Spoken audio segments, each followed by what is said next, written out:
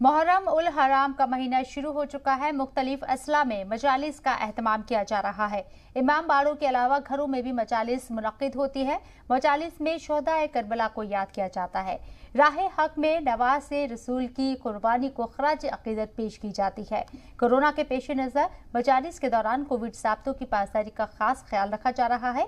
वहीं इंतजामिया की जानिब से बल्दिया को इमाम बाड़ों और दूसरे इलाकों में साफ सफाई की हिदायत दी गई है।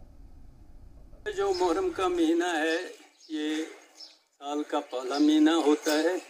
तो इस महीने में एक बड़ी लड़ाई हुई है इस्लाम के दायरे में। तो इसमें हुसैन अलैहिस्सलाम को जद्दोजहद करनी पड़ी इस्लाम के हक में।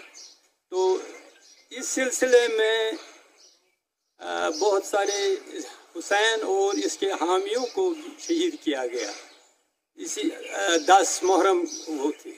तो महीना है यही। ये तो हम लोग ये मातम मनाते हैं इसी सिलसिले में, क्योंकि हुसैन ने इस्लाम के हक में जद्दोजहद की, जिसके बारे में उसको तमाम कुर्बानी देनी पड़ी। अपने अकरबा रिश्तेदारों की तवारीख में है कुछ 72 लोगों ने शहादत दी। इसी बारे में हम ये मुहर्रम मनाते हैं। इसमें हम ज़्यादा पर ये सियाह लिबास लगाते हैं, सियाह झंडे लगाते हैं। ये मुहर्रम इस मातम की निशानी है। ये मुसलमानों के लिए पहला महीना है इस्लामी तारीख के लिहाज से, क्योंकि इस साल पिछले साल की तरह ही कोविड का भी खास ख्याल रखा जाएगा।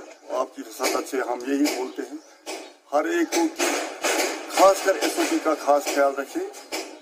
मुहर्रम उल हराम के हवाले से यही है कि मुहर्रम उल हराम एक याद दिलाता है आज से 1450 साल पहले